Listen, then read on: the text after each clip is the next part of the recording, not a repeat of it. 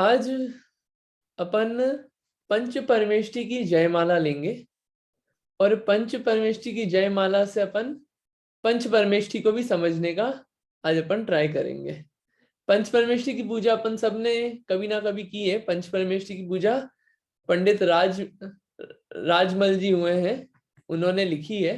तो उसकी जयमाला देखेंगे और पंच परमेष्टि को समझेंगे। तो जयमाला चालू करते हैं। उससे पहले इन जनरल 2 मिनट में पहले पूछ लेते हैं कि पंच परमेष्टि के बारे में आपको क्या पता है। आप एक एक मिनट में, 2-2 मिनट में जो जो मेन मेन बात बता पाए आप वो बताइए, फिर अपन चालू करते हैं।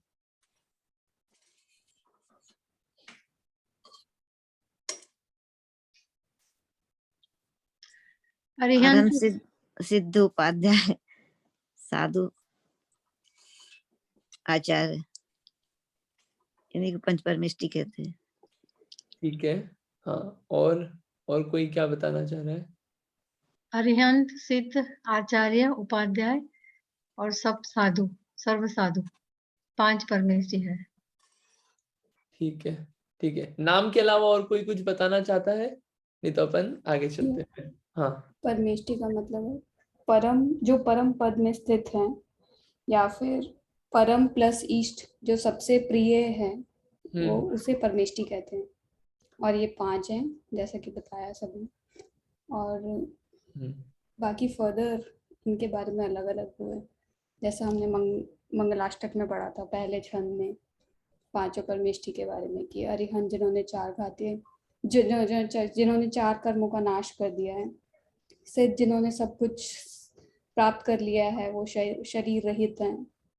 और आचार्य परमेष्टि जो खुद तो त्याग करते ही हैं, श्रावक को भी उन्नति और जिन शासन की सेवा करने का उपदेश देते हैं। और उपाध्याय परमेष्टि जो अंतरंग और बहिरंग लक्ष्मी को देने वाले हैं, और जिन वाणी का व्यवस्थित पढ़ते हैं और पढ़ाते हैं। और साधु परमेष्टि जो रत्नत्रय की आराधना करने वाले हैं, सम्यक दर्शन, सम्यक ज्ञान, सम्यक चरित्र। चलिए, बढ़िया, अच्छा है। चलिए अब अपन चालू करते हैं। सबसे पहले जयमाला लिखा है। जयमाला में क्या बात आती है और जयमाला कितने टाइप्स की होती है? तो इन जनरल आप जयमाला अलग अलग पढ़ेंगे तो 3 टाइप की आपको मिलेगी। एक पहली होती है जिसमें जिसकी जयमाला गाई जा रही है, जिसके बारे में कहा जा रहा है, उनके गुणों को बताया जाता है कि भगवान आप वीतरागी हो, आप सर्वज्ञ हो, आपने शत्रुओं को जीता, आपने ऐसा किया। ऐसे अलग अलग गुणों से वर्णन किया जाता है। ये एक तरह की जयमाला। ठीक है। दूसरी तरह की जयमाला होती है जिसमें लाइफ स्टोरी बताई, पूरी स्टोरी बताई जाती है। जो भी पूजा हो रही है उनकी पूरी लाइफ स्टोरी बताई जाती है। जैसे आप अलग अलग भगवान की करेंगे तो किन्हीं किन्हीं जयमाला में भगवान की पूरी लाइफ स्टोरी बताई जाती है कि उनके पिताजी कौन थे, कौन से वंश के थे, माता कौन थी, जन्म क्या हुआ, फिर जब छोटे थे तो उनके साथ क्या हुआ, बड़े हुए तो क्या घटना घटी, फिर और हुए मुनि बने तो क्या घटना घटी, गुरु कौन थे, कितना समर्षण था। ऐसी पूरी पूरी स्टोरी रहती है। दूसरी तरह की जयमाला ऐसी होती है। और एक जो तीसरी जयमाला होती है वो ऐसी होती है कि ना उसमें भगवान के बारे में कुछ आता है, ना उनके गुणों के बारे में ज्यादा आता है। ऐसी बात आती है 7 तत्व, 6 द्रव्य, 5 पाप, 5 व्रत, और फिर 9 लब्धि, 11 व्रत, 28 मूल गुण, ऐसे अलग अलग गुणों की बातें आती है। तो वो बातें आती है कि भगवान ने क्या बातें कही है, किन बातों का उपदेश दिया है, वो तरह की बात मिलती है अपने को तीसरी तरह की जयमाला में। ये आप अलग अलग वेरिएशन देखेंगे तो उसमें आपको मिलेगी। जैसे सिद्ध भगवान की जो संस्कृत वाली है पूजा, उसमें आपको गुण ही गुण मिलेंगे पूरे सिद्ध भगवान के। वो निराकार, अचलम, अकलम, अमलम, इस तरह के ऐसे पूरी वो चलते रहते हैं पूरे गुण ही गुण। एक तरह की वैसी मिलती है। आप किन्हीं भगवान की देखेंगे, जैसे रक्षाबंधन वगैरह की भी होती है तो उसमें पूरी रक्षाबंधन की स्टोरी चलती है। किन्हीं भगवान की देखेंगे तो उनकी स्टोरी चलती है। फिर ऐसे कोई और जयमाला पढ़ेंगे तो भगवान के गुण होते हैं, उनके गुण बताए जाते हैं। तो जैसे महावीर भगवान की आती है, उसमें शुरू में तो उनकी लाइफ स्टोरी बताते हैं और फिर नीचे चालू हो जाते हैं कि तुम ही सत पंडित हो, और ये सब बातें पूरी आती है। तो ऐसे अलग अलग तरह की जयमाला होती है। अब ये जो जयमाला है ये है कि जिसमें पंच परमेश्वरी की पूजा है, तो उनके गुणों को पूरा पूरा बताया गया है। ये उस तरह की जयमाला है। ठीक है, तो अब अपन चालू करते हैं। चालू करें उससे पहले ये पंच परमेष्ठी क्या होते हैं उसको समझते हैं। पंच परमेष्ठी, अब पंच परमेष्ठी को क्यों जाने, एक ये भी क्वेश्चन उठता है।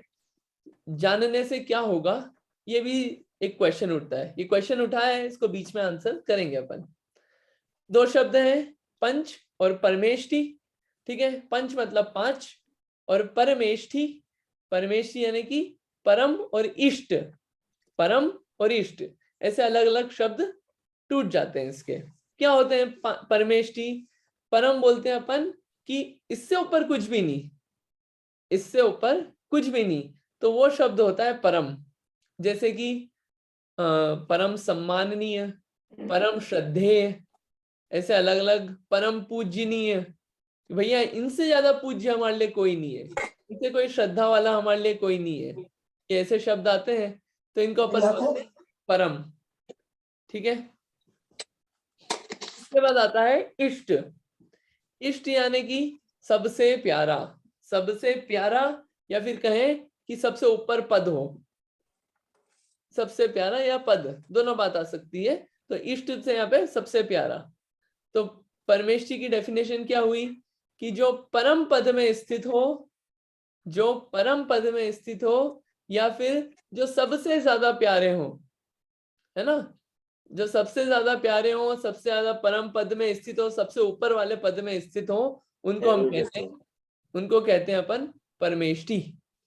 ठीक है, ये परमेष्ठी की अपनी डेफिनेशन होती है।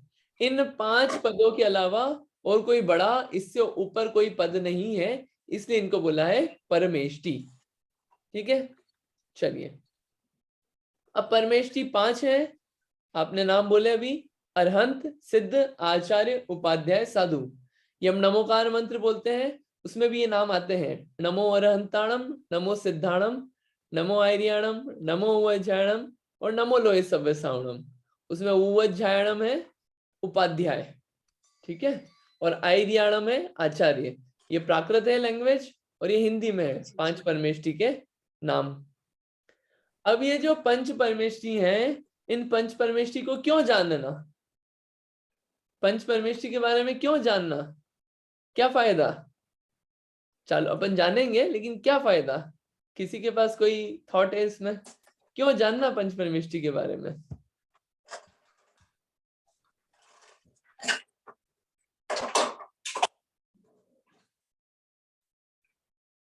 कि हम डेली नमोकार मंत्र पढ़ते हैं, तो हमें पता होना चाहिए ना कि हम नमोकार मंत्र में जैसे परमेष्ठी, पांचों परमेष्ठी को नमस्कार किया है, तो हमें पता होना चाहिए हम उनको नमस्कार क्यों कर रहे हैं। ठीक है, बढ़िया बढ़िया। एक नमस्कार होता है कि सिर्फ कुल में पैदा हो गए और अपने कुल में चला आ रहा है, तो वो कुल से नमस्कार करे जा रहे हैं, श्रद्धान वगैरह कुछ नहीं है। बस ठीक है, मम्मी पापा करते थे इसलिए कर रहे हैं हम भी नमस्कार, ठीक है, ये परमेष्ठी है, ठीक है। लेकिन एक वो पूजने के साथ साथ एक श्रद्धान पूर्वक पूजना, वो श्रद्धान डेवलप हो उनके लिए, इसके लिए उनको जानना पड़ेगा पहले कि वो है कैसे, उनको पूज क्यों रहे हैं, ये बात समझ में आती है, तो और भाव बढ़ जाते हैं, और भाव बढ़ जाते हैं इसके लिए। ठीक है, अब पंच परमेष्ठी में से सबसे पहले है, हाँ सबसे पहली बात ये कि पांच परमेष्ठी हैं। इन पांच परमेष्ठी में से कितने भगवान है और कितने गुरु हैं, कितने भगवान है और कितने गुरु हैं? तो इसमें अपन, हाँ, 2 भगवान है, 3 गुरु है। 2 भगवान है और 3 गुरु हैं। और कोई आंसर? और इसके अलावा और कोई आंसर है किसी के पास? देखिए, एक अपेक्षा से यस, 2 भगवान है, अरहंत और सिद्ध, और आचार्य, उपाध्याय, साधु, गुरु है। लेकिन एक अपेक्षा और है जिसमें अरहंत गुरु की कैटेगरी में भी आते हैं। वो इसके लिए क्योंकि जैसे अन्य गुरु जो हैं वो उपदेश देते हैं, मार्गदर्शन देते हैं। वैसे अनंत परमेष्टि से भी उपदेश और मार्गदर्शन मिलता है। उस अपेक्षा से उनको गुरु की कैटेगरी में भी ऐसा मिलता है कि वो गुरु भी हैं और भगवान भी है, देव भी हैं, दोनों, वो दोनों कैटेगरी में आते हैं। तो दोनों अपेक्षा है, आपका आंसर गलत नहीं है, वो भी सही है। तो अरहंत सिद्ध भगवान है, आचार्य उपाध्याय साधु गुरु हैं, या फिर सिद्ध भगवान है और अरहंत जो है उनको आप गुरु की कैटेगरी में भी लीजिए। अरहंत, आचार्य उपाध्याय साधु ये गुरु की कैटेगरी में है, ऐसी बात आती है इसमें। ठीक है, ये 5 परमेष्टि। अब ये 5 परमेष्टि जो है, ये 5 परमेष्टि पूज्य क्यों है, इनकी पूज्यता का कारण क्या है, ये अपन शॉर्ट में भी इतनी सी बात है कि ये जो अरहंत और सिद्ध है, मतलब जितनी भी पूज्यता है वो 2 चीजों से होती है। एक होती है कि राग कितना गया और दूसरा ज्ञान कितना है। राग कितना गया और ज्ञान कितना है, ये पूज्यता का कारण होता है इन जनरल, कि कितने वीतरागी हुए और कितने ज्ञानी हुए, उससे पूज्यता में वो पूज्यता का कारण है। ठीक है, अब अपन आते हैं सीधे अरहंत परमेष्टि पे, सीधे अरहंत परमेष्टि पे आते हैं। अरहंत परमेष्टि की लाइन पढ़ेंगे, फिर उसके बाद अर्थ समझेंगे। जय वीतराग सर्वज्ञ प्रभो, निज ध्यान लीन गुणमय अपार, अष्टादश दोष रहित जिनवर, अरहंत देव को नमस्कार। इसमें अब कुछ बातें पहले जो बताई थी वो पूछूंगा और बाकी सब मैं बताता जाता हूं आगे। सबसे पहला शब्द है, सबसे ये 2 लाइन में आया है, अरहंत भगवान को नमस्कार किया गया, अरहंत देव को नमस्कार। अब वो अरहंत भगवान कैसे हैं, वो इसमें उनके गुण बताए गए हैं। पहले के 4 शब्दों में है जय वीतराग सर्वज्ञ प्रभो, कि हे अरहंत भगवान आप कैसे हो, वीतराग और सर्वज्ञ। वीतराग किसे कहते हैं, क्वेश्चन नंबर 1, वीतराग किसे कहते हैं?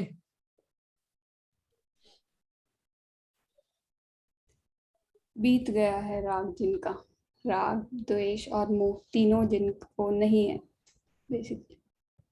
ठीक है, जिनको राग द्वेष मोह नहीं है, जिनका राग बीत गया है, वो होता है वीतराग। ठीक है, सर्वज्ञ किसे कहते हैं? सेकंड क्वेश्चन, सर्वज्ञ किसे कहते हैं?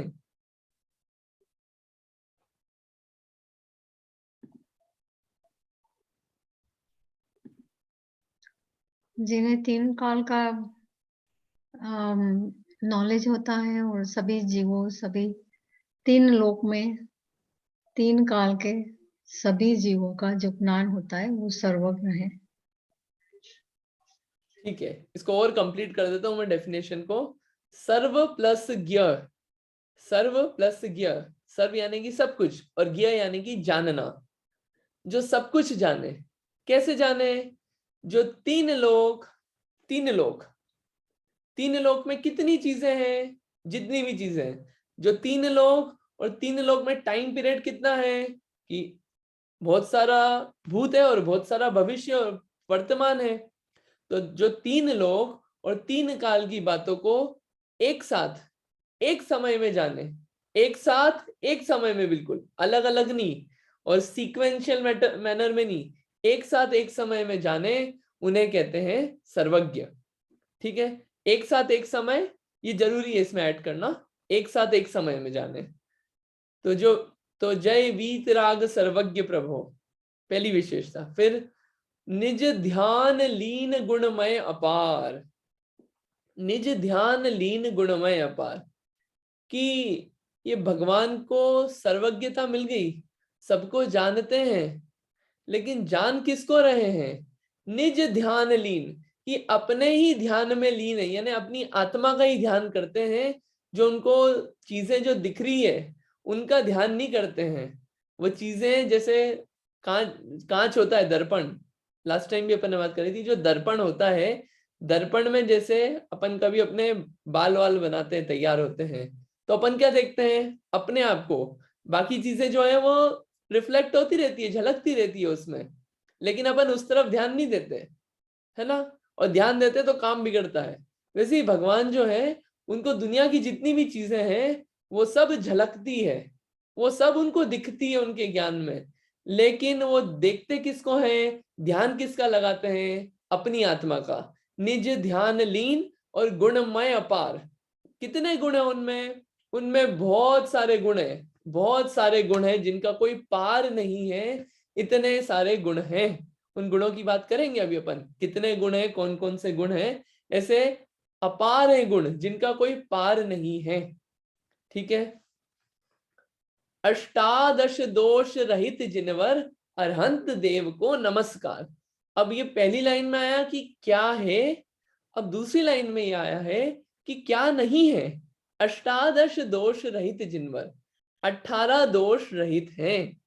जो भगवान है वो 18 दोष रहित है, अरहंत भगवान। अब ये 18 दोषों के नाम क्या है, वो नाम किसी को ख्याल में हो तो आप बताइए, नहीं तो अपन बात करेंगे। पहले शॉर्ट में कभी बताया है मेरी भावना में, लेकिन अभी और बात कर लेंगे थोड़ी सी। वीतराग के 18 दोष, जो वीतरागी 18 दोष रहित होते हैं, जन्म, मृत्यु, बुढ़ापा, प्यास, भूख, विस्मय, खेद, रति, रोग, शोक, मद, चिंता, पसीना ना आना और निद्रा, भय। बराबर, ठीक है, बहुत सारे बोल दिया आपने। इसका एक छंद है छोटा सा, मैं एक बार बोल देता हूँ, फिर अपन एक एक वो शब्द भी देख लेते हैं, एक आइडिया लग जाएगा। जन्म जरा तृषा शुदा विस्मय आरत खेद, रोग शोक मद मोह भय निद्रा चिंता स्वेद, राग द्वेष अरु मरण जुत ये अष्टादश दोष, ना ही होत जिस जीव के वीतराग सो होए। ये 18 दोष हैं, इसके नाम अपने को यहाँ देखते हैं। ये 18 दोष जो है ये ऐसी चीजें हैं जो हम लोगों में पाई जाती है, ये ऐसे 18 दोष हैं। और ये 18 चीजें जो हैं ये अरहंत में नहीं पाए जाते हैं। ये 18 जो चीजें हैं कौन कौन सी है? शुदा, भूख नहीं लगती भगवान को। तृषा, प्यास नहीं लगती भगवान को। बुढ़ापा, भगवान बूढ़े नहीं होते। और भगवान बीमार नहीं होते, रोगी नहीं होते। भगवान जन्म नहीं लेते कि अब वो भगवान जन्म लेंगे, अवतार लेना पड़ेगा वापस, वो काम नहीं होता भगवान को। मरण, मरते भी नहीं है भगवान, न जन्मते न मरते हैं। भय, कि भगवान डर रहे हो और डर के अपने पास कुछ रख लें, नहीं, भगवान को डर नहीं लगता। फिर विस्मय, कि बहुत आश्चर्य हो रहा हो, आश्चर्य नहीं होता भगवान को। क्यों नहीं आता आश्चर्य? ये इसमय जो लिखा है ना 8वां, ये आश्चर्य नहीं होता। क्यों नहीं होता आश्चर्य? आश्चर्य का जो कारण होता है वो एक कारण जो बहुत इंपॉर्टेंट है आश्चर्य होने में, कि जब कोई चीज पता नहीं हो अपने को तो ऐसा आश्चर्य होता है, ओ रियली ऐसा हो गया, ओ रियली ऐसा आश्चर्य होता है। तो यहाँ पे तो ये सब कुछ जानते हैं, सर्वज्ञ हैं, तो आश्चर्य का कुछ काम ही नहीं है उनको। फिर राग द्वेष मोह, राग यानी कि किसी चीज को अच्छा मानना, द्वेष यानी कि कोई चीज बुरी मानना, और मोह यानी कि किसी चीज को अपना मानना, ये मोह। चिंता, कि भगवान को बहुत चिंता होती हो, नहीं, कोई चिंता नहीं होती। अपने भक्तों की चिंता नहीं। रति, कि किसी से कोई प्रीति होती हो बहुत, नहीं, ऐसा नहीं है। निद्रा, नींद आती हो भगवान को कि अब बहुत टाइम हो गया समर्षण में बोलते बोलते सो जाए, ऐसा भी नहीं होता है, नींद नहीं आती। विस्मय, आश्चर्य, ये विस्मय वाला आश्चर्य है। ये विस्मय जो मद है, ये मैं थोड़ा गलत बोल गया, ये मद है, ये आश्चर्य नहीं है, ये मद है एक्चुअली। 15वें नंबर का विस्मय है आश्चर्य। शोक, शोक यानी कि दुख होना, दुखी नहीं होते भगवान। स्वेद, कि वहां भगवान को, अरहंत भगवान को बैठे बैठे पसीना आ रहा हो, गर्मी का टाइम हो तो पसीना नहीं आता भगवान को। और ये खेद, व्याकुलता होना बहुत ज्यादा, ये व्याकुलता नहीं होती भगवान को। तो ये 18 दोष हैं जो भगवान को नहीं होते हैं। अब ये क्यों नहीं होते हैं इसका अपन ने वैसे मेरी भावना में मुख्य रूप से बात की है, लेकिन ये दोष ऐसे हैं कि ये दोष हों तो हम में और भगवान में अंतर क्या? ये सब चीजें तो हमको भी होती है, तो वो भगवान कैसे हों? तो अपन ने परीक्षा की थी भगवान की, जिसने राग द्वेष कामादिक जीते सब जग जान लिया, सब जीवों को मोक्ष मार्ग का निष्प्रह हो उपदेश दिया। फिर उनका नाम अपन बुद्ध वीर जिन हरिहर ब्रह्मा, या उसको स्वाधीन कहो, भक्ति भाव से प्रेरित हो यह चित्त उसी में लीन रहो। ऐसे अपन ने बात की थी। तो वो चीज अपने में और उनमें डिफरेंस होना चाहिए, तो दोष है ये उनमें नहीं पाए जाते हैं। ठीक है, वापस आता हूं मैं पंच परमेश्वरी की पूजा पे।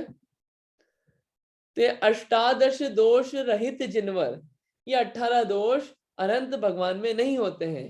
तो ऐसे वीतराग सर्वज्ञता सहित और अपनी आत्मा के ही ध्यान में लीन रहने वाले, इधर उधर नहीं देखने वाले, और गुणों के भंडार है जो अपार गुण है जिनमें, और 18 दोष रहित जो हैं, ऐसे होते हैं अनंत भगवान। ऐसे अनंत भगवान को मेरा नमस्कार है। ये 2 लाइन का मतलब होता है। अभी यहाँ पे ये गुण की बात आई, अपार गुण है, तो कुछ गुण के नाम तो बताओ आप, कुछ गुण के नाम तो पता चले अपने को। तो उन गुणों की अपन थोड़ी सी बात करते हैं। अनंत भगवान को कितने गुण होते हैं? अनंत भगवान के कितने गुण होते हैं? कितने गुण होते हैं अनंत भगवान के? कोई बता सकता है? अनंत भगवान के 46। हाँ, आप बोल रहे? 46। हाँ, बढ़िया, 46 गुण होते हैं। अब ये 46 गुण का डिस्ट्रीब्यूशन कैसा है अपन वो देखते हैं। देखिए, 10 होते हैं जन्म के, 10 होते हैं जन्म के अतिशय, 10 होते हैं केवल ज्ञान के, 10 होते और 14 होते हैं देवकृत, और 8 होते हैं प्रातिहार्य। 10 जन्म के, 10 केवल ज्ञान के, 14 देवकृत और 8 प्रातिहार्य। ये कितने हो गए? 42। अब 4 और बचे। वो 4 बचे हुए कौन से हैं? उन 4 के कोई नाम बता दीजिए आप। अनंत चतुष्टय, नाम अनंत क्या है नाम? अनंत ज्ञान, अनंत दर्शन, अनंत सुख, अनंत वीर्य। अनंत दर्शन, अनंत ज्ञान, अनंत सुख और अनंत वीर्य। ठीक है। अब एक क्वेश्चन मेरा इसमें यह है, इनकी डिटेल में जाएं उससे पहले, कि क्या सारे अरिहंत को 46 गुण होंगे, कि किसी अरिहंत को होंगे, किसी को नहीं होंगे? ये क्वेश्चन है मेरा। अब आएंगे अपन मेन बात पे, अभी तो बहुत जनरल बात चल रही थी, अब डिटेल में आएंगे अपन। सारे अरिहंत को होंगे 46, कि किसी अरिहंत को होंगे, किसी को नहीं होंगे? आपने यहाँ लिखा है ना, तीर्थंकर अरिहंतों के ही होते हैं। अच्छा, वो छुपाना भूल गया मैं, सॉरी। ठीक है। नहीं तो पर अगर कोई मोक्ष, अगर कोई मनुष्य को केवल ज्ञान सीधा होगा तो उसके जन्म के नहीं होंगे ना। बस अगर कोई, मतलब मेरे ख्याल से 46 जरूरी नहीं है कि ये 46 सब में ही हो। क्यों? क्योंकि अगर कोई जन्म से तीर्थंकर या भगवान नहीं है तो उसके जन्म के 10 अतिशय नहीं होंगे ना। वो सीधा फिर केवल ज्ञान होगा, या फिर देवकृत होगा, 8 प्रातिहारी और 4 अनंत चतुष्टय। तो चलो क्वेश्चन, एक और क्वेश्चन। तो क्या आपकी जन्म वाली बात हमने सुनी, केवल ज्ञान वाले में क्या केवल ज्ञान तो सबको होगा? तो केवल हाँ, ज्ञान वो के तो 10 अतिशय सबको होंगे क्या? वो तो होंगे। होंगे। अच्छा, और कोई आंसर?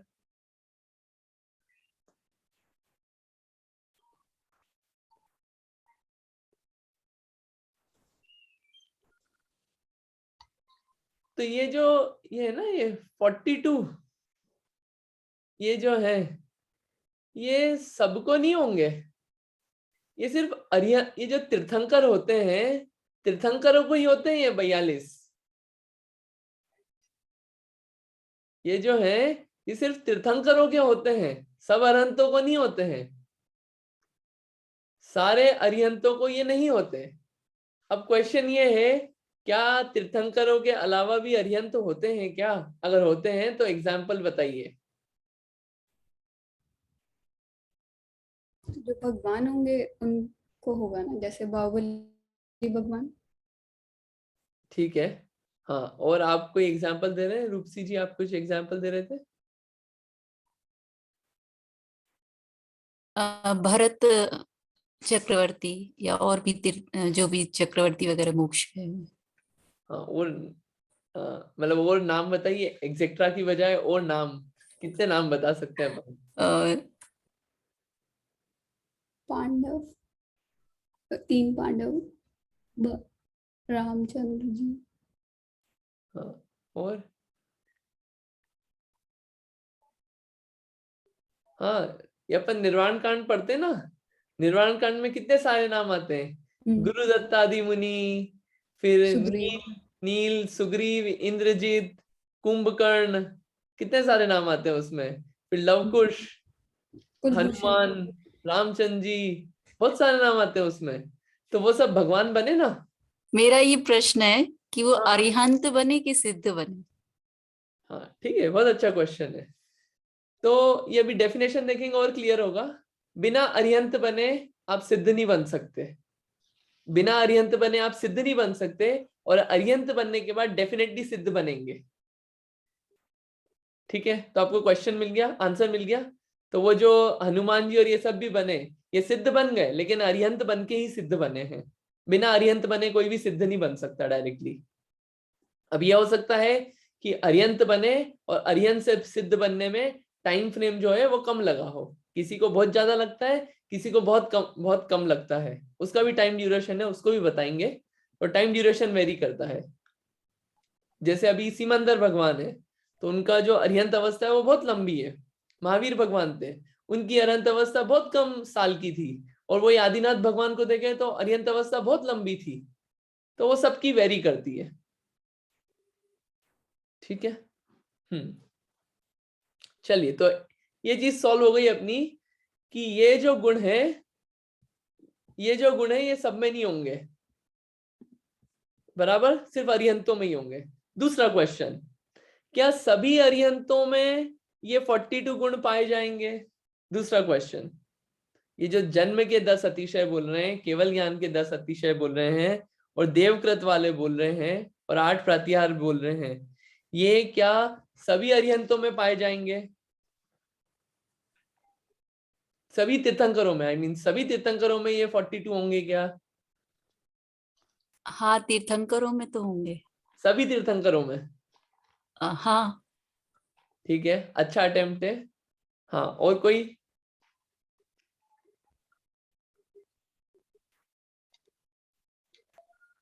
नहीं, नहीं, क्यों? क्योंकि जिन्होंने तीर्थंकर नाम कर्म जन्म के बाद बांधा है, तो उनके जन्म के 10 अतिशय नहीं होंगे। उनके 5 कल्याणक भी नहीं होंगे, क्योंकि वहां पे महाविद्य क्षेत्र में देखो तो वहां पे 2 या 3 कल्याणक वाले भी तीर्थंकर वहां पे बने हैं, राइट? बढ़िया है।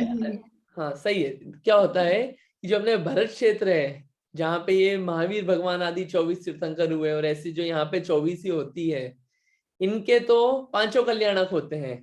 ये तीर्थंकर प्रकृति बांध के आते हैं पुराने भव से ही, तो उनके ये 42 के 42 पूरे होंगे, 42। लेकिन जो विधेय क्षेत्र है, विधेय क्षेत्र जहाँ पे सिमंदर भगवान आदि हैं, जहाँ पे 20 तीर्थंकर होते हैं, वहां पे कोई रूल नहीं है कि 5 कल्याणक होंगे सारे तीर्थंकरों के। वो हो सकता है कि जन्म वो पहले से बांध के नहीं आए हों, तो उनका जन्म कल्याणक भी नहीं बना और जन्म के अतिशय भी नहीं होंगे।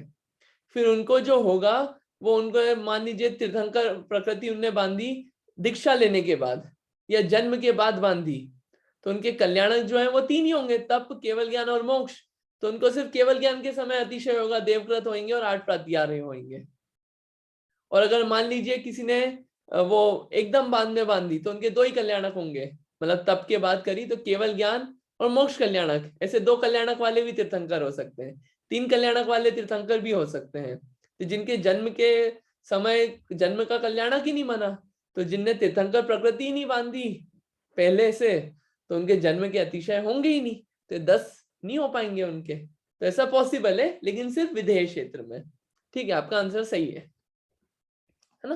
तो जरूरी नहीं है सारे तीर्थंकर के ये 42 के 42 पूरे हों।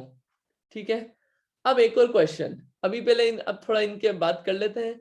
इनमें से किन किन चीजों के नाम आपको पता है? 8 प्रातिहार्य के नाम तो सबको पता होंगे। 8 प्रातिहार्य के नाम अरविंद अंकल आप बताएंगे? आज आपने आंसर ही नहीं दिया कुछ। मेरे को याद नहीं इस समय।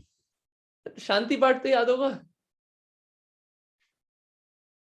दिव्य, दिव्य विटप। ओ दिव्य बटा पवन की वर्षा। हाँ, और आगे? हाँ, दिव्य बटा धुंधुबी, धुंध भी आती आशी वर्षा। धुंध भी बाजे वाणी सरसा। या छत्र चमर। महामंडल भारी। और आगे लाइन? ये आगे तो क्या? प्रातिहारी मनोहारी। हाँ, अपन रोज बोलते हैं नाम, ये तो रोज बोलते हैं 8 नाम, राइट राइट। है ना? छत्र चमर भामंडल बोलिए बोलिए। दुंदुभी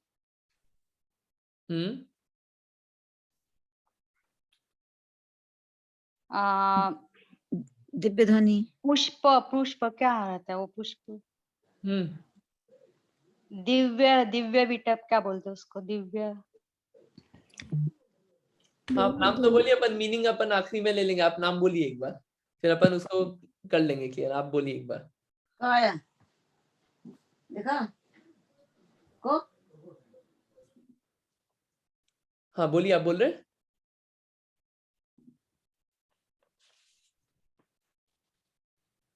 अच्छा, कोई और बोल रहा है क्या?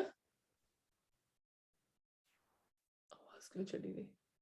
दिव्य मतलब दिव्य ध्वनि, विटप मतलब कल्प वृक्ष, पहुप मीन्स पुष्प, धुंधुभी जो वो बाजे बजते हैं वो, छत्र, छत्र चामर जो चामर हम वो करते हैं, और आसन या सिंहासन, और लास्ट भामंडल जो वो पीछे बैकग्राउंड में होता है, जो इसमें भव दिखते हैं, 7 भव या 5 भव। चमर, चमर एंड भामंडल। ठीक है, बढ़िया। आपको अशोक, अशोक वृक्ष भी तो होता है नहीं? हाँ, वृक्ष नहीं आता, वृक्ष नहीं आता, वृक्ष। वही वृक्ष विटप। आपने बोला ना, दिव्य। अच्छा हाँ ठीक है। हाँ, तो ये 8 प्रातिहार्य होते हैं। ठीक है, ये नाम सबको शांति पाठ सभी बोलते हैं, तो ख्याल में होगा ये। हाँ, अब आते हैं अपन 10 जन्म के अतिशय। ये 10 जन्म के अतिशय कौन कौन से हैं?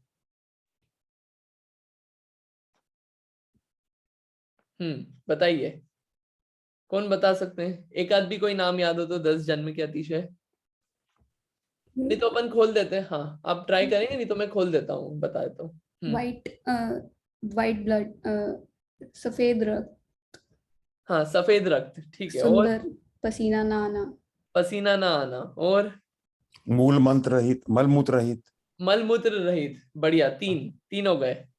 और लक्षण क्या वो होता है? सुंदर,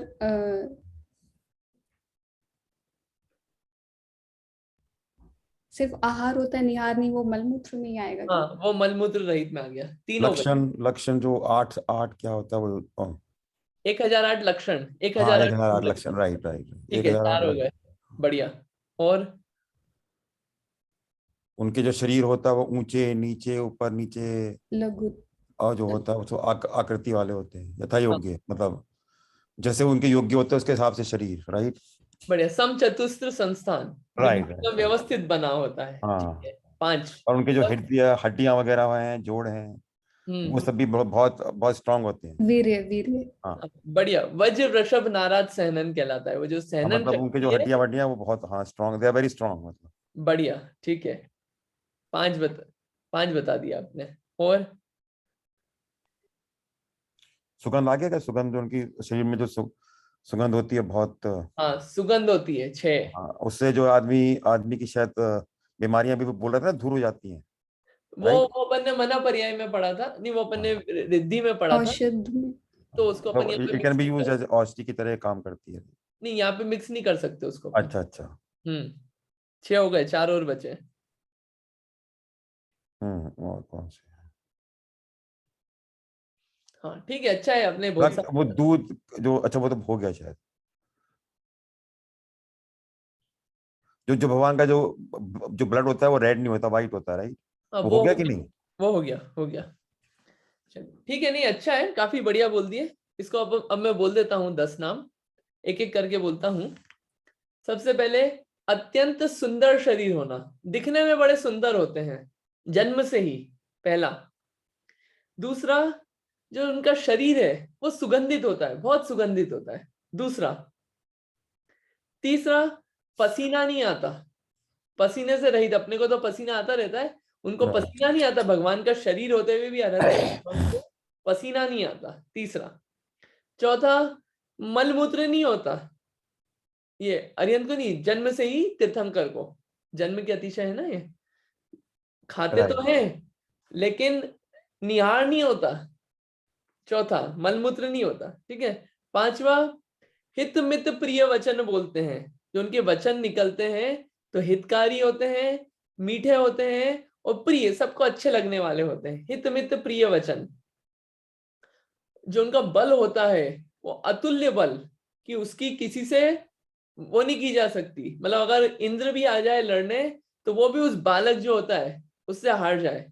इनफैक्ट आपने कई सारी कहानियां सुनी होगी कि वो ऊपर से भी, मतलब वो कुछ हिलाना चाहे ऐसे उंगली से यूं यूं करे तो पूरा हिल जाए, इंद्र आ जाए लड़ने को स्वर्ग से तो उसको भी हरा दे। कौन? वो जन्म से ही जो जन्मा हुआ बालक है वो। ये जन्म के अतिशय, कोई हल्के फुल्के नहीं होते शरीर से।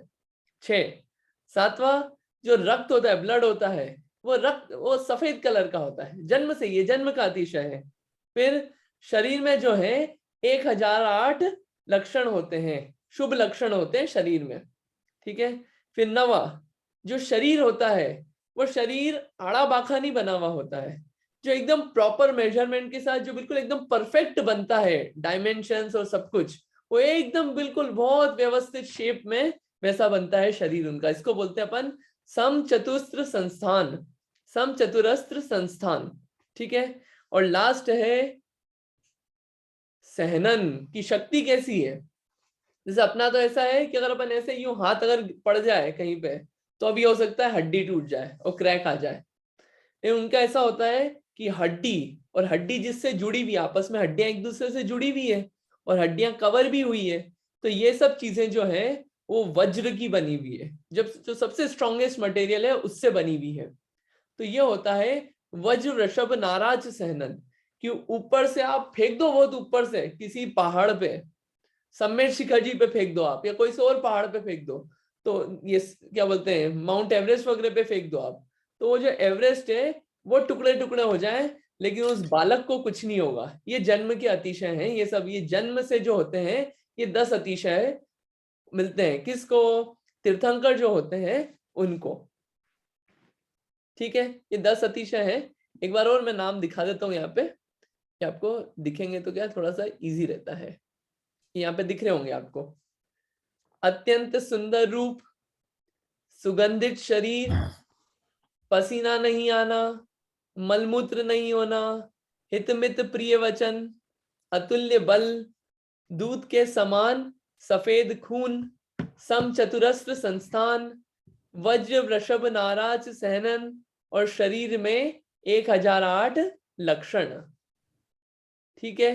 ये होते हैं, ये मैं आपको और मैं व्हाट्सएप पे भेज दूंगा तो आपको नोट करने में इजी रहेगा। ये इनके मीनिंग तो समझ में आ गए होंगे, 10 जन्म के अतिशय, ठीक है। आगे चलते हैं अपन। अब आती है केवल ज्ञान की बात। केवल ज्ञान के 10 अतिशय कौन कौन से नाम है केवल ज्ञान के 10 अतिशय के? जैसे उनके नखून वगैरह नहीं बढ़ते, राइट, उतने रहते हैं, ठीक है। पहला, आई थिंक ज्यादा नहीं बढ़ते, और उनके जो वो पलक भी नहीं झपकते। पलक भी नहीं झपकते, हाँ, बढ़िया। मतलब दो, उनके, राइट, उनके परछाइयां भी नहीं होती शरीर की शायद, राइट। परछाई भी नहीं पड़ती, ठीक है, हाँ, बढ़िया। और क्या होता है?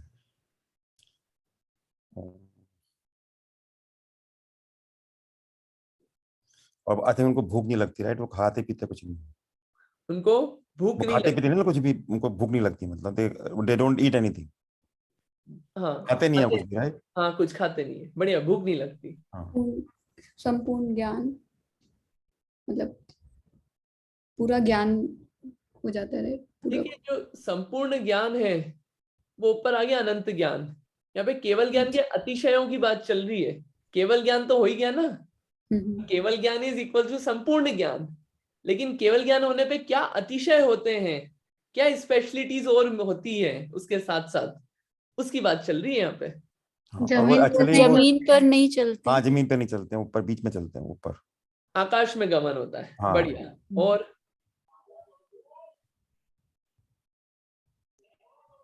5 हो गए। उनका समवसरण होता है। समवसरण होता है। सॉरी।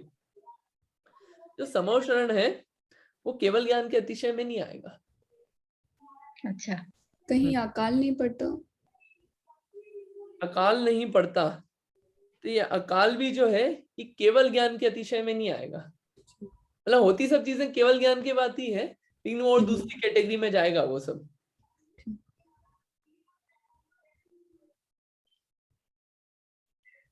और वो उससे जब चलते हैं जो भी है उससे आई थिंक कोई जीव वीव छोटे मोटे जो वो जो होते हैं प्राणी जंतु, उनको कोई नुकसान नहीं होता। लाइक उनके उससे मरते नहीं है। उनके विहार बस से। हम मरते हैं, जैसे हम चलते हैं तो लाइक कितने कुछ जगह कोई ना कोई मर ही जाता है, राइट? चींटी हो गई, कुछ हो गया, पर उनके से नहीं होता। ठीक है, उनके उससे नहीं होना। राइट। अच्छा ठीक है, पर वो वो दया तो में अगर शायद आ सकता है। वो हाँ, तो अगर जमीन पे चलते ही नहीं है तो फिर ये वाला कैसे होगा? वो तो नहीं, हवा में भी तो हो सकते हैं ना, बीच आकाश में में भी हो। विहार होता है ना। हाँ, तो वहां पे भी हो सकते हैं ना जीव जंतु। हम्म। उनकी परछाई नहीं होती है। हाँ, ये परछाई सही है, ये हो गया परछाई वाला। ओके। ठीक है। ठीक है, इसको अब मैं बता देता हूँ। 6 तो बता दिया आपने। सबसे पहला कि जो केवल ज्ञान होता है, तो जो आपने दुष्काल बता दिया था, किसी ने बोला था ना शायद दुष्काल, हाँ, कि दुष्काल नहीं होता वहां पे। 100 योजन तक, जो 100 योजन का एरिया होता है, वहां पे सुभिक्षता रहती है। वहां पे दुष्काल नहीं पड़ता, अकाल नहीं पड़ता। 100 योजन यानी कि 100 योजन यानी कि कितना होता है? एक योजन में लगभग, एक योजन में लगभग होता है 13 किलोमीटर अप्रोक्सीमेटली। तो 100 योजन में अपन लगा लें यहाँ पे 1300 किलोमीटर तक लगभग, वहां पे दुष्काल नहीं पड़ता है, अकाल नहीं पड़ता, जहाँ पे वो केवल ज्ञानी जीव होते हैं। ये इनके अतिशय का प्रभाव है, इनके केवल ज्ञान का अतिशय है कि उसके किसी को केवल ज्ञान हो गया वहां पे, तो उसके इतने सारे एरिया में वहां पे दुष्काल नहीं पड़ेगा। पहला। दूसरा, आकाश में गमन, ये आपने बोल ही दिया था। आकाश में गमन होता है भगवान का। जो समवसरण भी लगता है वो ऊपर ही लगता है, जमीन से हवा में लगता है वो, है ना। तो भगवान लोग कैसे चढ़ेंगे? वहां पे जो सीढ़ियां होती है, बहुत सारी सीढ़ियां होती है, लेकिन एक सीढ़ी पे पार रखो तो फटाफट ऊपर पहुंच जाते हैं। दूसरा, आकाश में गमन। तीसरा, जो भगवान का मुंह है, कितने मुंह होते हैं भगवान के? कितने मुंह होते हैं भगवान के? वैसे तो एक ही होता है पर दिखते कई सारे, राइट? हाँ, तीन होता तीन या एक ही है, बहुत चार, आई सारे एक थिंक ही 4 होते या हैं। 5। हाँ, चतुर्मुखी होते हैं। हाँ। मुख तो एक ही होता है, लेकिन जो देखते हैं लोग, उनको सब तरफ से दिखते हैं कि भगवान जैसे हमको ही देख रहे हैं, है ना। होते एक ही है। ठीक है, तो ऐसा लगता है कि सारी दिशाओं से, चारों दिशाओं से भगवान का मुंह है, ऐसा चीज। ठीक है। तीसरा। चौथा, अदया का अभाव, कि जो दयावान, जो दयापना होता है, वो अदया का अभाव रहता है वहां पे। फिर उपसर्ग नहीं होता भगवान को, केवल ज्ञान होने के बाद उपसर्ग नहीं होता है भगवान पे। ये भी एक और है। 5। छठा, कि भूख नहीं लगती। ऐसी एक मान्यता है कि कवलाहार करते हैं भगवान वहां पे, क्योंकि शरीर है। शरीर कैसे टिकेगा वहां पे? अनंत भगवान को तो शरीर है, शरीर कैसे टिकेगा? तो एक ऐसी मान्यता है कि जिसमें ऐसा मानते हैं कि भगवान समोषण में खाना खाते हैं, लेकिन खाना नहीं खाते, कवलाहार नहीं होता उनको, भोजन नहीं करते, भूख नहीं लगती है। 6। 7वां, कि सारी विद्याओं के स्वामी होते हैं। जितनी सारी दुनिया की विद्या है, वो सब उन विद्याओं के स्वामी। 7वां।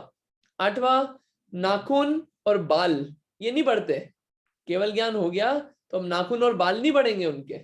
ये पहले पहले बढ़ते थे कि उनका जो शरीर है वो परम औदारिक शरीर होता है, वो अलग अपने जैसा नहीं होता है औदारिक की, जिसमें ये सब भी बढ़ रही हो और ये सब प्रॉब्लम्स आ रही हो। और फिर ये जो पलकें हैं, ये पलकें झपकते नहीं है, वो पलकें नहीं झपकाती है उनकी। 9वां और लास्ट है कि जो शरीर है, शरीर की छाया नहीं पड़ती है। ये से 10 है। ये 10 अतिशय होते हैं केवल ज्ञान के। इसको एक बार पढ़ा देते हैं यहाँ पे, तो थोड़ा सा इजी हो जाएगा। एक मिनट, इसको यहाँ पे खोल देते हैं। केवल ज्ञान के 10 अतिशय। हाँ, कोई आप पढ़ लीजिए इसमें से जोर से, 1 से लेके 10 तक, तो क्या है आप लोगों को एक ख्याल में आ जाएगा क्या क्या बोल रहे हैं। आप एक मिनट, कौन पढ़ेगा? रूपसी जी आप पढ़ेंगे? पहला 100 योजन में सुभिक्ष होना, दूसरा आकाश में गमन, तीसरा चतुर्मुख, एक ही मुख चारों ओर से 4 मुख रूप दिखाई देना, चौथा पूर्ण दया का होना, पांचवा उपसर्ग नहीं होना, छठवा कवलाहार ग्रासाहार नहीं होना, सातवां सब विद्याओं के ईश्वर होना, आठवां नख केश बाल नहीं बढ़ना, नौवां आंख की पलकों का नहीं झपकना, 10वां शरीर की छाया नहीं पड़ना। ठीक है, बढ़िया। तो ये अपन ये गुण इसलिए देख रहे हैं कि जो तीर्थंकर होते हैं उनकी और महिमा है कि वो जन्म से भी कोई सामान्य जीव नहीं होते हैं। कितनी उनकी महानता है, कितने सारे गुण है उनके पास, केवल ज्ञान के बाद भी, जन्म के समय भी। तो ये तो किस किस के हो गए? जन्म और केवल ज्ञान के। अगला आता है देवकृत। 14 होते हैं देवकृत। अब ये देवकृत होते हैं यानी कि जो देवों द्वारा अतिशय किए गए हो। अब ये देवों द्वारा अतिशय 14 कौन से होते हैं, इसको अपन देखते हैं। हाँ बताइए, क्या क्या नाम है कि देवों द्वारा अतिशय के? पुष्प वृष्टि। पुष्प वृष्टि, अच्छा एक।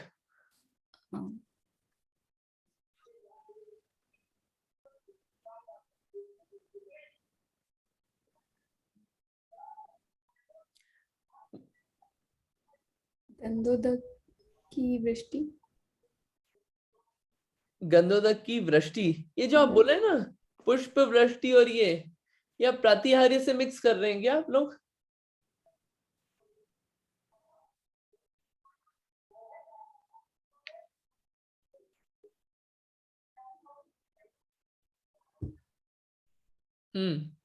बताइए। हाँ और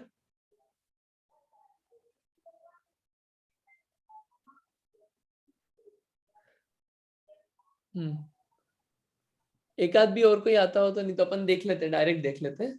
अर्धमाधवी भाषा का कुछ। अर्धमागधी भाषा, ठीक है। ये अर्धमागधी होता है। अर्धमागधी यानी कि क्या है, जो प्राकृतिक भाषा होती है, ये जो प्राकृत भाषा है ना, उसका ही एक रूप है अर्धमागधी। जो प्राकृत है उसी का ही एक रूप है, वो है अर्धमागधी भाषा। ठीक है, और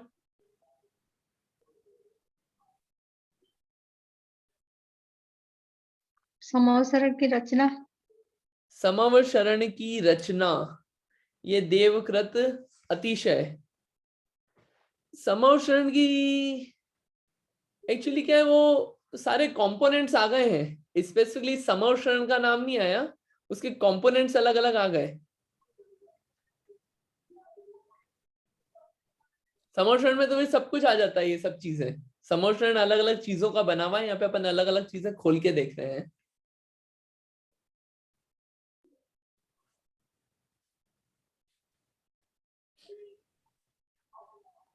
भगवान की दिव्य गति, दिव्य ध्वनि खीरना। दिव्य ध्वनि वो आ गया, वो अर्धमागधी भाषा में दिव्य ध्वनि का परिवर्तित होना, वो उसमें इंक्लूडेड है। अपन इसको देख लेते हैं, नाम देख लेते हैं, कोई दिक्कत नहीं है। देखिए 14 अतिशय। मैं ये बोलने वाली थी, कमल बनते जाते हैं ना जब भगवान। हाँ ठीक है, ये बढ़िया कर लिया, काउंट कर लिया। अर्धमागधी भाषा, सबसे पहला कि जो ये भगवान की जो दिव्य ध्वनि होती है वो अर्धमागधी भाषा में परिवर्तित होती जाती है। दूसरा, वहां पे जितने भी जीव रहते हैं समावसरण में, वो मित्रता के साथ बैठते हैं। वहां पे जो वो है, क्या बोलते हैं, शेर और गाय, वो भी साथ में बैठ जाते हैं। और जो नेवला और सांप होता है, ये आपस में बहुत कट्टर दुश्मन होते हैं, ये भी साथ में बैठ जाते हैं बिल्कुल शांति से। तिरंज गति के जीव भी बैठते हैं। तो ये किस कारण से बैठ पाते हैं? ये देवों के द्वारा अतिशय है ऐसा कुछ। जिसके कारण इन जीवों में भी सब में मित्रता होती है, कोई शत्रु नहीं होते आपस में। ये दो, ये देवों के द्वारा अतिशय किया गया है ऐसा। तीसरा, सब दिशाओं का निर्मल होना, जितनी भी दिशा है सब निर्मल रहती है, कोई परेशानी नहीं रहती। चौथा, आकाश का निर्मल होना, आकाश जितना भी होता है एकदम स्वच्छ होता है। चौथा। पांचवा, कि जितने भी सीजन्स होते हैं, जितनी भी ऋतुएं होती है, उनमें जितने फल और फूल आते हैं, अपने यहाँ पे तो वो हर एक सीजन में सीजन के अकॉर्डिंग फल और फूल आते हैं, फ्रूट्स और फ्लावर्स। वहां पे देवकृत ऐसा अतिशय होता है कि जहाँ पे वो तीर्थंकर हैं, वहां पे 6 ऋतु के जितने भी फल और फूल हैं वो सब एक ही समय में आ जाते हैं। ये इतनी बिल्कुल मतलब सब आसपास सब कुछ अच्छा हो जाता है। इतने बड़े जीव आए हैं तो वहां पे दुख कैसे हो सकता है जीवों को। तो मौसम भी सुहाना, आकाश भी निर्मल, दिशाएं भी निर्मल, जो चीजें हैं वो भी सब है, सब अवेलेबल है। ये सब देवकृत अतिशय है। फिर दर्पण के समान पृथ्वी का होना, जो समोशरण की भूमि होती है वो इतनी स्वच्छ होती है कि बिल्कुल जैसे दर्पण, जैसे कांच हो, बिल्कुल इतनी क्रिस्टल क्लियर होती है वो भूमि समोशरण की। यह है दर्पण के समान पृथ्वी का होना। जो आपने बोला अभी, स्वर्णमयी कमलों की रचना, जब भगवान का विहार होता है, जैसे मान लीजिए कि विपुलाचल पर्वत पे महावीर भगवान का समोशरण था, अब वो विहार होते होते कहाँ पे आया, पावापुरी में आया। तो पावापुरी तक कैसे आएंगे, तो वो क्या है, भगवान के आगे ही, मेरे को एग्जैक्ट काउंट याद नहीं है लेकिन शायद 225 स्वर्ण कमलों की रचना होती है। और भगवान जो है वो शायद सब डायरेक्शन में होती है, जिस डायरेक्शन में भगवान का विहार हो जाए। और जो वो उस पर कमल को छूते नहीं है, कमल से 1 अंगुली ऊपर ही वो बैठते हैं हवा में ही, ये नीचे रचना करते, नीचे रचना होती जाती है ये स्वर्ण कमलों की। ये क्या, ये भी देवकृत है अतिशय। और देव ऊपर से जो है वो जय ध्वनि करते रहते हैं, जय जय जय जय की ध्वनि गूंजती रहती है, ये भी देवों के द्वारा है। फिर जो वहां पे हवा है, वो हवा है बिल्कुल मंद सुगंधित, बिल्कुल हवा जो है वो बहती रहती है। और वहां पे सुगंधित जल की वृष्टि होना, आपने गंधोदक वृष्टि बोला था, उसको यहाँ पे ठीक है, वो सुगंधित जल वृष्टि होना। और जो भूमि होती है समोशरण की, वहां पे कंकर पत्थर ये सब नहीं होते, कंटक रहित होते हैं, बिल्कुल एकदम क्रिस्टल क्लियर, और बिल्कुल क्लियर होते हैं, बिल्कुल कोई भी रास्ते में कचरा नहीं होता। और फिर समस्त जीवों का आनंदमयी होना, वहां के जितने भी जीव होते हैं, ये देवों का ही अतिशय है कि उनको कोई दुख नहीं होता है, वहां पे दुख से रहित होते हैं सारे जीव। और आगे धर्म चक्र, आगे आगे चलना, जैसे जैसे भगवान का समोशरण का आगे विहार होता है तो आगे एक धर्म चक्र भी चलता है, जो कि वो सूचना देता है। जैसे कोई राजा आ रहा हो तो कोई एक सूचना के लिए पहले चलता है ना व्यवस्थित, कि हाँ कोई बड़ा व्यक्ति आ रहा है, तो इसे धर्म चक्र चलता रहता है। ये धर्म चक्र आगे चलना, ये भी देवकृत अतिशय है। और अष्ट मंगल द्रव्यों का होना, ये 8 मंगल द्रव्य हैं, वो 8 मंगल द्रव्य भी होते हैं, ये ऐसे 14 देवकृत अतिशय हैं। ठीक है, ये 14 देवकृत अतिशय हैं। तो अपन ने ये देखे यहाँ पे 10 जन्म के, 10 केवल ज्ञान के, 14 देवकृत और 8 प्रातिहार्य, ये कितने हो गए 42। थोड़ा सा पीछे आते हैं, ये 4 कितने हैं, बाकी 4 कौन से हैं, अनंत दर्शन, अनंत ज्ञान, अनंत सुख और अनंत वीर। अब ये अनंत ज्ञान क्या होता है और अनंत दर्शन क्या होता है और अनंत सुख क्या होता है और अनंत वीर क्या होता है, इसको अपन थोड़ा सा देखते हैं। आप लोगों को कुछ आइडिया हो तो आप 1 मिनट बोल ट्राई कर सकते हैं, नहीं तो मैं बताता हूँ। फिर बताइए।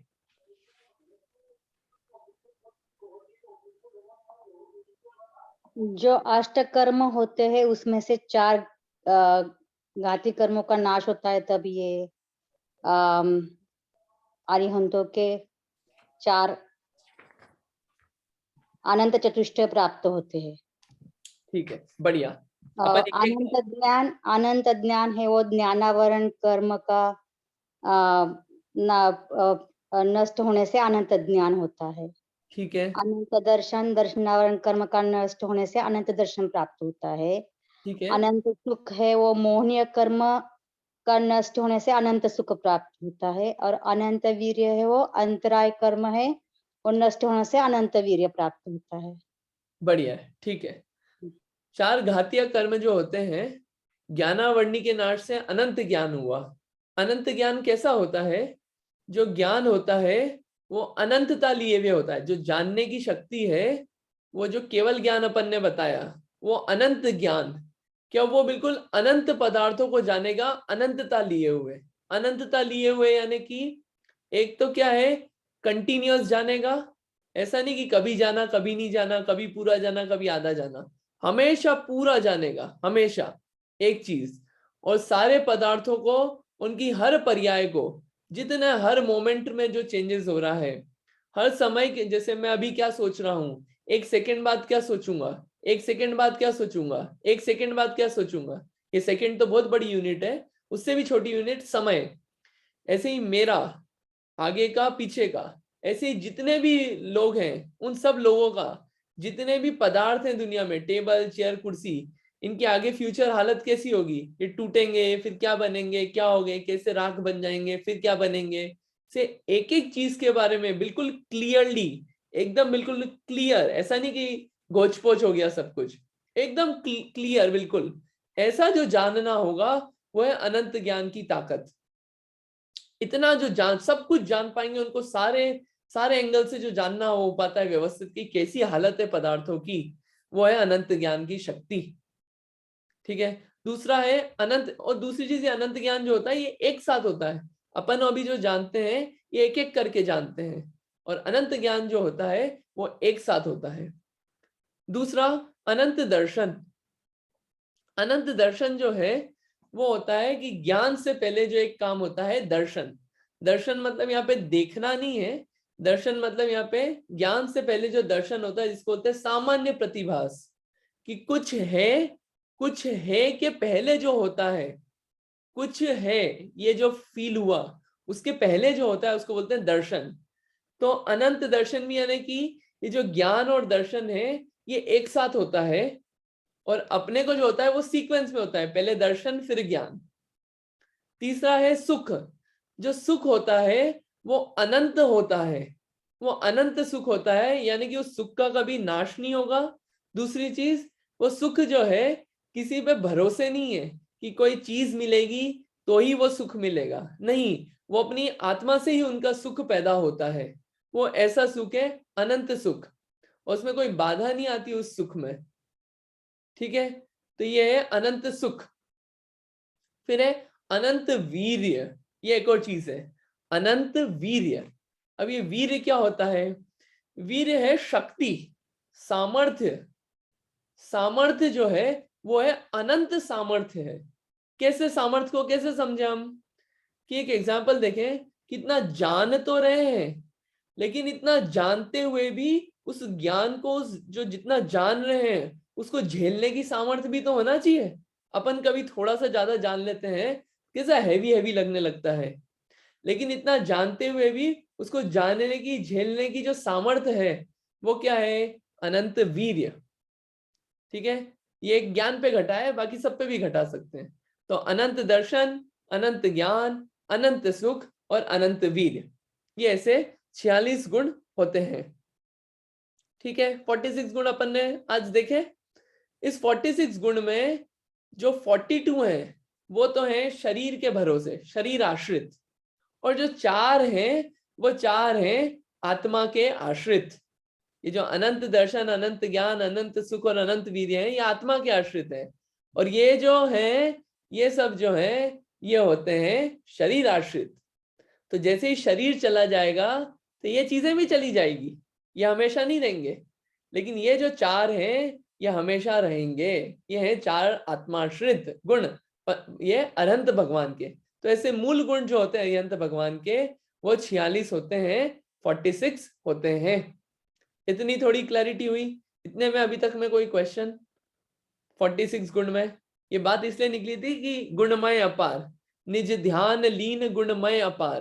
तो अपार गुण कौन कौन से? ये 4 नाम तो अपन ने लिए, ऐसे और भी गुण होते हैं, इन्हें 4 मुख्य रूप से अनंत चतुष्टय कहे जाते हैं, जो कि अनंत भगवान को होते हैं। ठीक है, अब अनंत भगवान किसे कहते हैं, ये क्वेश्चन उठता है। वैसे तो मुझे वो लेना था आज, लेकिन चूंकि टाइम हो गया है तो मैं नेक्स्ट टाइम लूं कि अभी लूं, मतलब कोई संकोच वाली बात नहीं है, डेफिनेशन लेनी है बस अरिहंत भगवान की, कल भी ले सकते हैं, ऐसी कोई बात नहीं है, तो कल ही ले लेते हैं। क्वेश्चन ये है कि अरिहंत भगवान किसे कहते हैं, ये डेफिनेशन लेंगे, फिर अपन सिद्ध भगवान को समझेंगे। ठीक है, कि अरिहंत अब कहते किसको है, कैसे बनते अरिहंत, और अरिहंत बनने के बाद क्या होता है, तो ऐसे सिद्ध भगवान किसे कहते हैं वो बात अपन कल समझेंगे, तो अरिहंत और सिद्ध अपन समझ जाएंगे। इतना क्लियर हुआ अभी तक का? मैं एक मिनट देख लेता हूँ, कुछ मैसेज ले लूं। अच्छा ओके, ठीक है, मैं ले लेता हूँ, ठीक है ले लेता हूँ। अगर किसी का टाइम हो रहा हो तो आप ड्रॉप कर सकते हैं आज, सॉरी आज फिर मैं थोड़ा एक्सटेंड कर रहा हूँ, लेकिन अरिहंत की बात पूरी हो जाए। अरिहंत किसे कहते हैं, जो गृहस्थ, ये डेफिनेशन बहुत अच्छी है कि अरिहंत बनने के लिए क्या करा। सबसे पहली लाइन, जो गृहस्थ पना त्याग कर, जो गृहस्थ पना त्याग कर। अभी गृहस्थ पना क्या होता है, ऐसा लगता है कि बस गृहस्थी छोड़ी, यहाँ पे गृहस्थी छोड़ना नहीं लिखा है, लिखा है गृहस्थ पना, कि जो गृहस्थी का भाव है वो भी छूटा साथ के साथ। घर तो छूटा ही, लेकिन घर के साथ साथ जो घर का भाव है वो भी छूटा। गृहस्थपना क्या क्या होता है उसके एग्जाम्पल, जैसे गृहस्थपना होता है कि हमसे अकेला नहीं रहा जाता, हमको साथ में लोग चाहिए, ये होता है गृहस्थपना। हमको साथ में चाहिए, हम सामाजिक लोग हैं, ये गृहस्थपने का भाव। दूसरा कि इसके साथ साथ कि जो मोह राग द्वेष होते हैं ये भी जो है, ये जो पैदा होते रहते हैं, ये है गृहस्थपने का भाव। तीसरा, जो इच्छाएं पैदा होती रहती है कि और उसके लिए अपन जो व्यवस्थाएं जुटाते हैं, भूख आदि खाने पीने संबंधी जो व्यवस्थाएं जुटाते हैं, वो जो भाव होता है वो गृहस्थपने का भाव। ठंड गर्मी से बचने के लिए जो अपने भाव होते रहते हैं वो है गृहस्थपने का भाव। ठीक है, और जो अपन किसी से इन्फ्लुएंस होते रहते हैं, किसी से भी, किसी से बात हुई तो इन्फ्लुएंस हो गए, तो जो अपनी कमजोरी है, तो ये जो भाव है ये है गृहस्थपने का भाव। तो और जितनी भी अपनी जिम्मेदारियां हैं, ये करना है वो करना है, ये जो भाव है ये सब है गृहस्थपने का भाव। ये जो जितनी भी चीजें हैं, और एक और चीज कि पुण्य और पाप जो है दोनों में संभाव नहीं रख पाते, पुण्य को अच्छा और पाप को बुरा मानना, दोनों को समान रूप से ना मान पाना, और पुण्य पाप के अलावा आगे नहीं बढ़ पाना, ये होता है गृहस्थपने का भाव।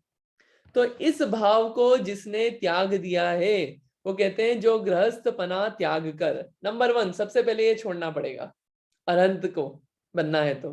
दूसरा, छोड़ तो दिया, अब क्या ले, गृहस्थपना छूटा तो मुनि धर्म अंगीकार कर लिया, तो मुनि धर्म अंगीकार करके, अब मुनि कैसे होते हैं वो अपन आगे समझेंगे, लेकिन मुनि धर्म अंगीकार करके मुनि धर्म धारण करना पड़ेगा। उसके बाद तीसरा, अब ये धारण कर लिया, मुनि बन के करे क्या, गृहस्थी भी छोड़ दी, मुनि भी बन गए, लेकिन मुनि बन के करे क्या, निज स्वभाव साधन द्वारा। क्या करा अपन ने, जो निज स्वभाव है, निज स्वभाव क्या है, अपनी आत्मा का जो स्वभाव है उसका सहारा लिया, कहीं और किसी का, किसी व्यक्ति का सहारा नहीं लिया, किसी चीजों का सहारा नहीं लिया, वो सब हम छोड़ के आए और मुनि बन गए। मुनि बन के सिर्फ अपनी आत्मा का सहारा लिया, निज स्वभाव साधन द्वारा। क्या काम किया, क्यों क्यों लिया साधन, इसका निज स्वभाव का साधन क्यों लिया, बाहर दूसरी चीजों का भी साधन ले सकते थे, इतने अच्छे अच्छे साधन है, नहीं, हमको बहुत बड़ा काम करना था, क्या, 4 घाती कर्मों का क्षय करना था। तो निज स्वभाव का साधन लेने से क्या हुआ, 4 घाती कर्मों का नाश हुआ। कौन कौन से 4 घाती कर्म, ज्ञानावर्णी, दर्शनावर्णी, मोहनी और अंतराय, ये 4 घाती कर्म होते हैं। कर्म 8 होते हैं, उनमें से 4 कर्म है घाती कर्म। इनका क्या किया, नाश किया, और इनको नाश करके मिला क्या, मुनि बन गए, घर छोड़ दिया, मुनि बन गए, निज स्वभाव का साधन ले लिया, कर्मों का नाश कर दिया, लेकिन मिला क्या, ये मिला अनंत चतुष्टय रूप विराजमान हुए हैं। कौन कौन से अनंत चतुष्टय रूप, अब क्या रूप बचा, अपना गृहस्थी वाला भाव बचा, न मुनि वाला भाव बचा, ना कोई कमियां बची। अब तो अनंत चतुष्टय मिल गए, अनंत दर्शन, अनंत ज्ञान, अनंत सुख और अनंत वीर्य।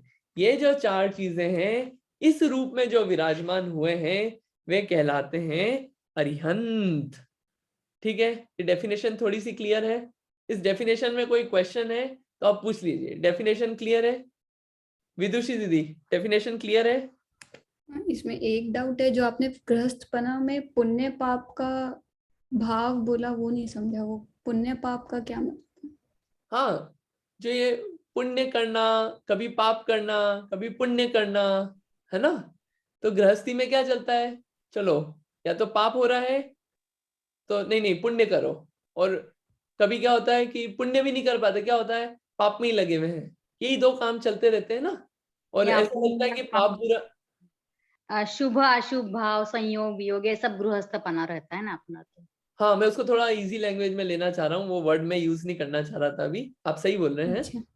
हाँ, तो वो क्या होता है, ऐसा लगता है पाप बुरा है और पुण्य जो है वो अच्छा है। गृहस्थी में ये काम होता है, ठीक है। लेकिन जो मुनि अवस्था है, मुनि अवस्था ना पाप करने, पाप तो छोड़ा ही है, लेकिन वहां पे पुण्य पुण्य भी नहीं करते वो उससे आगे जाते हैं। पुण्य और पाप के अलावा भी एक चीज है जो कि है धर्म, जो कि है आत्मा में रहना। ये पुण्य पाप से हटके है, ठीक है, जिसको बोलते हैं शुद्ध अवस्था। पाप होता है अशुभ और पुण्य होता है शुभ। और जो मुनि होते हैं न पाप में लगते हैं न पुण्य में लगते हैं। इसमें लगना उनका धर्म नहीं है, उनको तो और इससे आगे जाना है, उससे और आगे जाने का ट्राई करते हैं। तो वो जो ट्राई होता है शुद्ध अवस्था प्राप्त करने का, वो होता है मुनि धर्म अंगीकार करते हैं इसके लिए कि उधर जाना है हमको। हमको सिर्फ पुण्य पाप पे नहीं झूलना है, ठीक है। तो जो पुण्य और पाप को भी समान मानते हैं मुनि जो है, कि दोनों संसार में रुलाने वाले हैं, पुण्य भी और पाप भी। हमको तो और आत्मा की तरफ जाना है, इनमें नहीं अभी रुकना है हमको, ठीक है।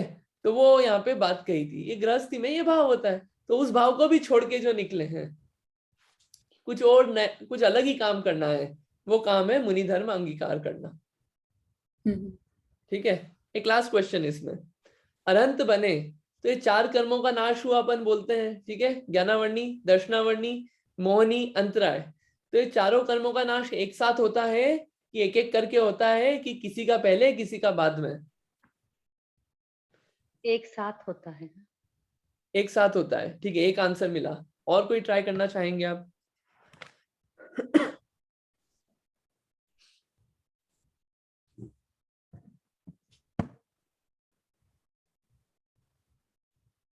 हाँ, कोई ट्राई करना चाहेंगे? अच्छा, देखिए एक साथ नहीं होता है।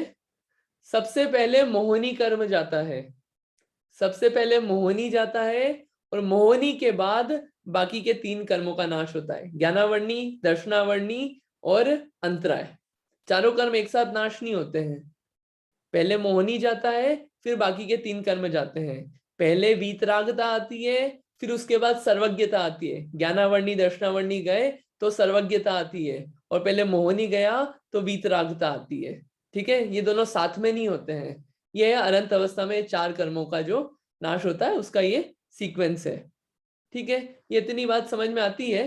एक आखिरी क्वेश्चन, अब ये गुण पढ़ लिए अपन ने अरिहंत के, तो क्वेश्चन ये है, क्या पार्श्वनाथ भगवान, शांतिनाथ भगवान, मुनि सूरतनाथ भगवान, चंद्रप्रभ भगवान, इन चारों भगवान के, सब भगवान के अलग अलग डेज बटे हुए हैं पूजा करने के, और सब अलग अलग होता है कि पार्श्वनाथ भगवान ज्यादा, शांतिनाथ भगवान ज्यादा, उनकी अनंत अवस्था भी देखे अपन तो क्या सारे भगवान ये समान है कि अलग अलग हैं? क्वेश्चन क्लियर हुआ ना? समान ही है सब एक समान। हाँ, सारे भगवान समान है, किसी में कोई भेदभाव नहीं है कि शांतिनाथ भगवान ज्यादा पावरफुल, पार्श्वनाथ भगवान ज्यादा पावरफुल, चंद्रप्रभ भगवान ज्यादा पावरफुल। सबके गुण सेम है। अपन ने गुण देखे 46, और 46 के बाद जो बचते हैं वो चार आत्मा वाले गुण, तो सबके समान है, सबके पास अनंत है। तो डिफरेंस कहाँ से आएगा? जो जैसे पार्श्वनाथ भगवान है वैसे ही 24 भगवान है, जैसे ही शांतिनाथ भगवान है वैसे ही सब भगवान है। तो ये जितने भी हैं ये भगवान समान है। लास्ट आखिरी बात, कि भगवान की महानता किससे है, वो शरीर वाले गुणों से कि आत्मा वाले 4 गुणों से? आत्मा वाले 4 गुण।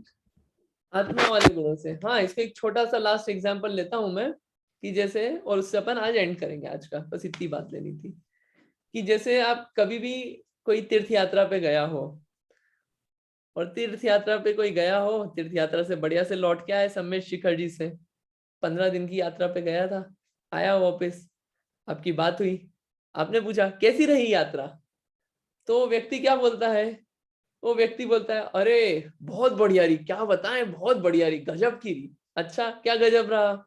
जाने के लिए ट्रेन इतनी अच्छी थी, ट्रेन ने टाइम पे पहुंचा दिया, और हमको जो सीट भी थी वो बढ़िया मिडिल और लोअर बर्थ मिल गई, तो कोई दिक्कत नहीं है, लोग भी आसपास के कंपार्टमेंट के बढ़िया थे, खाने पीने की व्यवस्था इतनी अच्छी हो गई, रास्ते में ट्रेन में लोग खाना देने आ गए थे हमारे मिलने वाले। अच्छा, वहां गए तो वहां ई3 में भी बढ़िया व्यवस्था हो गई, और वहां पे हम वहां गए सम्मेद शिखर जी, तो वहां बढ़िया नए बंगले बने थे, उसमें रुके बढ़िया से ठाट से, और खाना तो इतना शानदार था, वहां पे एक कार्यक्रम चल रहा था, बहुत बढ़िया था, इतना मजा आया, इतना मजा आया।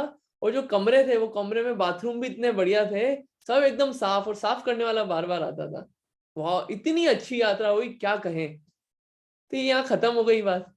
तो अब क्या बोले अपन, कि वो यात्रा मतलब क्या रही? वो यात्रा जो है बाहरी बाहरी से देख ली, जो मेन यात्रा करनी थी, मेन यात्रा नहीं हो पाई, कि वहां गए गए के लिए थे वहां पे सिद्धों से मिलने, पहाड़ की वंदना करने, वहां पे भगवान का गुणगान करने, अपनी आत्मा के दर्शन करने का उपाय करने के लिए ये सब करने गए थे। वो तो कुछ ज्यादा फोकस रहा नहीं, थोड़ा बहुत हो गया, और बाकी इन्हीं सब चीजों में यात्रा अच्छी हो गई, वरना यात्रा बेकार हो गई। तो वैसे ही ये अपन ने क्यों समझे, क्यों बाहर बाहर से गिनने में कोई पर्पस फुलफिल नहीं होता है। ऐसे ही अनंत का जो इम्पोर्टेंस है, वो जन्म के अतिशय से नहीं है, वो तो शरीर के भरोसे हैं, बाहर बाहर की क्वालिटीज हैं, केवल ज्ञान के अतिशय हैं, बाहर बाहर के हैं, वो 14 देव वाले अतिशय हैं, बाहर बाहर के हैं, वो प्रातिहार्य हैं, वो बाहर बाहर के हैं, वो कोई इतने दम की चीज नहीं है। जो मेन चीज है, मेन चीज वो है, मेन चीज ये अनंत चतुष्टय, ये है मेन 4 चीज, अनंत चतुष्टय। तो इससे भगवान की इंपॉर्टेंस है, और दर्शन करते अरिहंत नाम सुनते ही इन 4 चीजों पे फोकस जाना चाहिए, कि कैसे हैं अरिहंत भगवान, नमो अरिहंताणम बोलते वक्त कैसे हैं अरिहंत भगवान, ये इस पे ध्यान जाना चाहिए। तो इतनी अपन ने समझा कि कैसा है, ये अनंतता कैसी है, इसके बारे में और समझा जा सकता है, लेकिन अभी इतना ही अपन ने इसको रखा है। आगे अब सिद्ध भगवान कैसे हैं वो लाइन अपन कल देखेंगे, आज के लिए इतना ही रखेंगे। ठीक है, ये क्लियर है? ठीक है, कोई क्वेश्चन हो तो आप पूछ लीजिए, तो आज के लिए अपन इतना ही रखते हैं। हाँ ठीक है।